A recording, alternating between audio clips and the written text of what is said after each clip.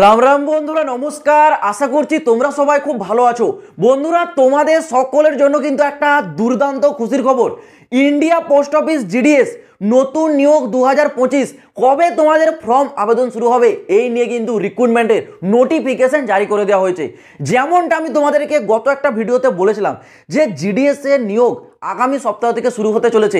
এই ভিডিওতে তোমরা অনেকে কমেন্ট করেছিলে, ভাই তুই কি করে জানলি, তুই কি ইন্ডিয়া পোস্ট অথরিটি, তোর মধ্যে থেকে এত কথা কি করে বেরিয়ে আসে। ভাই শুনে রাখো, আমি যখন কোনো কথা বলি সেই বিষয়টা আগে আমি নিজে কনফার্ম হই, তারপর তোমাদেরকে জানাই। আমি কোনো কিছু বিষয় রিসার্চ না করে হাওয়ায় ওড়া কথা তোমাদেরকে কখনোই বলি না। তো দেখো, আবার তোমাদের সাথেই কিন্তু যে কথাটা বললাম সেটা কিন্তু মিলে গেল। জিডিএস এর নিয়োগ কিন্তু এই সপ্তাহ থেকে শুরু হলো। ইভেন গতকাল 16/1/2025 কিন্তু নিউ দিল্লি ডাকভবনের তরফ থেকে জিডিএস রিক্রুটমেন্টের একটি নোটিফিকেশন জারি করেছে, যেখানে তোমাদের পুরো ডিটেলসটা উল্লেখ করে দিয়েছে কবে থেকে ভ্যাকেন্সি কালেক্ট করা শুরু হচ্ছে এবং কবে তোমাদের রিক্রুটমেন্টের যে অনলাইন নোটিফিকেশন সেটা আউট হয়ে আবেদন শুরু হবে সেই ডেটটাও কিন্তু উল্লেখ করে দিয়েছে। এবং সেটা কিন্তু এই জানুয়ারি মাস থেকে তোমাদের কিন্তু আবেদন শুরু হবে। তো সমস্ত কিছু ডিটেলস একেবারে তোমাদেরকে স্পষ্ট জলের মতো ক্লিয়ার করে বুঝিয়ে দেবো। এবং তার সাথেই এইবার জিডিএসে কি রিক্রুটমেন্টে কোনো কিছু পরিবর্তন করা হচ্ছে এই বিষয়টাও একটু ক্লিয়ার করে বুঝিয়ে দেবো। তার জন্য তোমাদের কাছে একটাই রিকোয়েস্ট, ভাই ভিডিওটা কমপ্লিট দেখো এবং পুরো ইনফরমেশনটা একটি ভিডিওর মাধ্যমে নিয়ে যাও, যাতে তোমাদের আর কোনো জায়গায় ভিডিও দেখা বা ছুটা দৌড়া করতে যেন না হয়। এই জন্য বলবো যে ভিডিওটা একটু কমপ্লিট দেখো। তো বন্ধুরা, অনস্ক্রিন তোমরা অফিসিয়াল নোটিফিকেশনটা দেখতে পাচ্ছ। Government of India, ministry of communication, department of post GDS সিলেকশনের উপর জারি করা হয়েছে। এখানে তোমরা দেখো এই নোটিশটা কিন্তু নিউ দিল্লি ডাকভবনের তরফ থেকে জারি করা হয়েছে। ইস্যু ডেট 16/1/2025, মানে গতকাল 16 জানুয়ারি 2025 কিন্তু সন্ধ্যে নাগাদ জারি করা হয়েছে এই নোটিশটা। নোটিশের এখানে সাবজেক্টটা সর্বপ্রথম কি বলেছে, GDS online engagement schedule 1 January 2025 preparatory exercise. এবং এখানে দেখো নিচের পয়েন্টটা তোমাদের বলেই দিয়েছে, বলেছে it's has been declare to issue notification of vacancies under the GDS online engagement schedule 1 January 2025।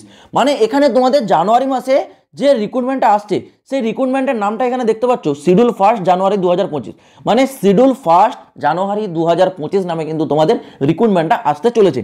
এবং এখানে দেখো নিচের ইম্পর্টেন্ট সেকশনে এখানে তোমাদের কিন্তু নাম্বার দিয়ে বলা রয়েছে। নাম্বার 1-এ যেটা আছে, data entry and freezing of the vacancies by the division. অর্থাৎ এখানে তোমাদের যে ভ্যাকেন্সি সেগুলো কিন্তু তোমাদের হচ্ছে একসাথে কালেক্ট করবে প্রতিটা ডিভিশন। মানে তোমরা জানো যে জিডিএস এ 3 প্রকারের পোস্ট থাকে। কি কি থাকে?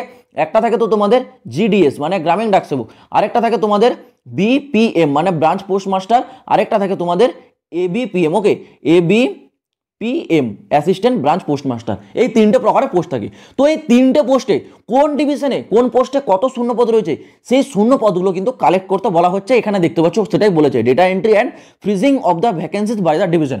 প্রতিটা ডিভিশন নিজের নিজের ডিভিশনগুলোতে কোন পোস্টে কতগুলো শূন্যপদ রয়েছে সেটাকে কালেক্ট করবে এবং তার একটা নির্ধারিত ডেটও দিয়েছে। 17/1/2025 থেকে 22/1/2025, মানে 17 জানুয়ারি থেকে 22 জানুয়ারির মধ্যে প্রতিটা ডিভিশন তার শূন্যপদগুলো কালেক্ট করে কিন্তু ইন্ডিয়া পোস্ট অথরিটির কাছে কিন্তু পাঠিয়ে দিতে হবে। সেই ডেটটা কিন্তু হচ্ছে তোমাদের 17 তারিখ থেকে 22 তারিখ। এই ডেটের মধ্যে কিন্তু তাদেরকে তাদের যে কত শূন্যপদ খালি রয়েছে এটা কিন্তু ইন্ডিয়া পোস্ট অথরিটির কাছে পাঠিয়ে দিতে হবে। তারপর নিচে কি বলেছে দেখো, rechecking data entry approve by circle after freezing the data entry by division.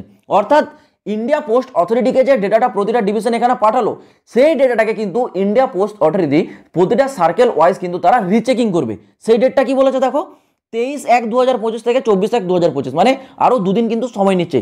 তারা একবার রিচেকিং করে দেখবে যে কোন সার্কেলে কতগুলো শূন্যপদ। সেটা রিচেকিং হয়ে যাওয়ার পর পরবর্তী দেখো 3 নম্বরে যেটা বলেছে, issue of online notification 29 and 1/25, মানে 29/1/2025 কিন্তু তোমাদের অনলাইন রিক্রুটমেন্টের যে নোটিফিকেশন সেটা কিন্তু জারি হয়ে যাবে। এবার একটা জিনিস মনে রাখো, যেই দিন তোমাদের রিক্রুটমেন্টের নোটিফিকেশনটা জারি হবে সেই দিন থেকেই কিন্তু তোমাদের অনলাইনে ফর্মটা আবেদন শুরু হবে। মানে এখানে তোমাদের যেটা বলেছে, ইস্যু অফ অনলাইন নোটিফিকেশন 29/1/2025, মানে 29 জানুয়ারিতে তোমাদের নোটিফিকেশন আউট হচ্ছে। তো তোমরা ধরে রাখো তোমাদের ফর্মটাও কিন্তু 29 জানুয়ারি 2025 থেকে কিন্তু আবেদনটা শুরু হয়ে যাবে। ওকে, মানে তোমরা এই জানুয়ারি মাসের 29 তারিখ থেকেই ইন্ডিয়া পোস্ট অফিসের যে অফিসিয়াল ওয়েবসাইট সেখান থেকে তোমাদের কিন্তু অনলাইনে ফর্মটা আবেদন শুরু হবে। এবার এখানে তোমাদের একটা বিরাট বড় ডাউট রয়ে যাচ্ছে, যাদের এখনো পর্যন্ত মেরিট লিস্টে আসেনি। তোমরা জানো যে গত 2024 সালে যে রিক্রুটমেন্ট, সেখানে ইলেকশনের কারণে অনেকগুলি ডিভিশনের রেজাল্ট পেন্ডিংয়ে পড়ে গেছিলো। এবার তাদের হচ্ছে একটাই মনে ডাউট রয়ে যাবে যে যেহেতু নতুন রিক্রুটমেন্ট শুরু হয়ে যাচ্ছে, তাদের কি আর লিস্ট আসবে? ডেফিনেটলি আসবে, সেটাও এখানে বলে দিয়েছে যে লিস্ট আসাতে কোনো রকম বাধা পড়বে না। তাদের যে লিস্টগুলো বাকি রয়েছে সেগুলো তোমাদের 100% আসবে, তার সাথেই এই নতুন রিক্রুটমেন্টও জারি হবে। নতুন রিক্রুটমেন্ট সে তার মতোভাবে চলবে, আর লিস্ট যেগুলো পেন্ডিংয়ে রয়েছে সেগুলো তার মতোভাবে কিন্তু আস্তে আস্তে এক এক করে জারি হতে থাকবে।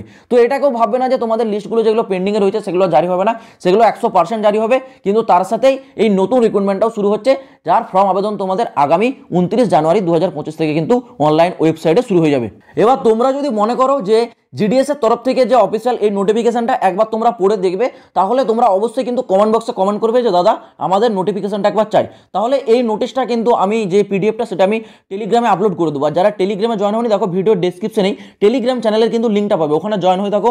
ওখানেই কিন্তু আমি সমস্ত প্রকার পিডিএফ এবং নোটিফিকেশন আপডেট করে দেবো, ওখান থেকে তোমরা কিন্তু সরাসরি ডাউনলোড করে নিতে পারবে। তো তোমরা কমেন্টে কমেন্ট করবে, তাহলে আমি এই নোটিশটা কিন্তু আমি টেলিগ্রামে আপলোড করে দেবো, সেখান থেকে তোমরা কিন্তু একবার ডাউনলোড করে নিজে থেকে পড়ে নেবে, তাহলে বিষয়টা আরও বিস্তারিতভাবে তোমরা বুঝে যেতে পারবে। এইবার তোমাদের মধ্যে যে সবথেকে বড় ইম্পর্টেন্ট ডাউট যেগুলো রয়েছে, যে এইবার তোমাদের রিক্রুটমেন্টে কোয়ালিফিকেশনে কি কোনো কিছু পরিবর্তন করছে? দেখো, কোয়ালিফিকেশনটা যেমন তোমাদের গত রিক্রুটমেন্টগুলো তো করে আসছে, জিডিএস এর ক্ষেত্রে শুধুমাত্র 10 পাস, সেই 10 পাসই থাকবে। এবং এখানে তোমাদের 3টে প্রকারের পোস্ট থাকবে, একটা জিডিএস, একটা এবিপিএম আর একটা বিপিএম। 3টে পোস্টের জন্যই মাধ্যমিক পাস যোগ্যতা চাওয়া হবে। বয়স সীমা কি থাকবে? বয়স সীমা নর্মালি জেনারেলদের জন্য 18 থেকে 40 বছর বয়সটা থাকবে, কিন্তু যারা ওবিসি তারা পেয়ে যাবে এখানে 3 বছরের ছাড়, যারা এসটি এসসি তারা পেয়ে যাবে এখানে সরকারি যে রুলস সেই অনুযায়ী 5 বছরের ছাড়। সিলেকশন প্রসেসেও এখনও পর্যন্ত কোনো প্রকার পরিবর্তন নিয়ে কিন্তু নোটিফিকেশন জারি হয়নি। যেমন গত রিক্রুটমেন্টগুলোতে জারি হয়েছিল, সেরকমই তোমাদের কিন্তু মেরিট লিস্ট এখানেও জারি হবে। ঠিক আছে, মেরিট বেসে তোমাদের কিন্তু এটাও চাকরি থাকবে, এখানে তোমাদের কোনো প্রকার রিটার্ন এক্সাম হবে না। হয়তো এইবার যখন তোমাদের ফর্মটা আবেদন শুরু করবে তখন হয়তো, এটাও কিন্তু কনফার্ম এখনো হয়নি, হয়তো তোমাদের মাধ্যমিকের যে মার্কশিট সেটা হয়তো আপলোড করার অপশন দিতে পারে। কারণ এই কথাটা গত 2024 সাল নাগাদ কিন্তু একেবারে শেষের দিকে উঠেছিল, যেটা জিডিএস ইউনিয়নের মহাসচিবের তরফ থেকে বলা হয়েছিল যে যখন ফর্ম আবেদন হবে তখন এইবার থেকে হয়তো মার্কশিট আপলোড করার অপশনটা দেওয়ার জন্য মানে পোস্ট অথরিটির কাছে এটা কিন্তু একটা ডিমান্ড রাখবে, যাতে এই সুযোগটা করে দেয়। কারণ এটা করলে কি হবে, যে যখন মেরিট লিস্ট জারি হবে সেখানে ফেক ক্যান্ডিডেটের সংখ্যা অনেকটা কমে যাবে। তোমরা যেমনটা দেখো যে প্রচুর ফেক ক্যান্ডিডেট আছে, যারা হচ্ছে ফেক জাল সার্টিফিকেট তৈরি করে, এবং অনেকে আবার নিজের মন থেকে মাইন্ড থেকে কিছু কিছু বাড়িয়ে বাড়িয়ে নাম্বার বলে তারা কিন্তু অ্যাড করে দেয়। সেই ক্ষেত্রে তাদের মেরিট লিস্টে তো নাম চলে আসে কিন্তু চাকরি পায় না, এতে হ্যারাসমেন্টটা বেশি হয়। বারবার লিস্ট জারি করতে থাকে, তোমরা দেখতে পাচ্ছ 6টা 7টা 8টা এরকম করে লিস্ট জারি করতে থাকে। তো এই কারণেই এই পরিবর্তনটা নিয়ে আসতে পারে, যদিও এই নিয়ে এখনো কনফার্মেশন জানা যায়নি। যদি পরিবর্তন আসে আমি তোমাদের জানিয়ে দেবো, চিন্তা করতে হবে না। আবারও বলছি, যদি তোমরা ইন্ডিয়া পোস্ট অফিস জিডিএস এর রিলেটেড প্রতিটা লেটেস্ট এবং 100% অথেন্টিক আপডেট পেতে যাও, তাহলে কিন্তু এই চ্যানেলটা সাবস্ক্রাইব করে রাখো, কারণ এই চ্যানেল তোমাদেরকে জিডিএস রিক্রুটমেন্ট সম্বন্ধে সমস্ত প্রকার লেটেস্ট আপডেটগুলো সব থেকে আগে তোমাদের কাছে পৌঁছে দেয়। তো চলো বন্ধুরা, আজ ভিডিওটা এই পর্যন্ত থাক, দেখা হচ্ছে আবার পরের ভিডিওতে নতুন কোনো আপডেটের সাথে। জয় হিন্দ, বন্দে মাতরম।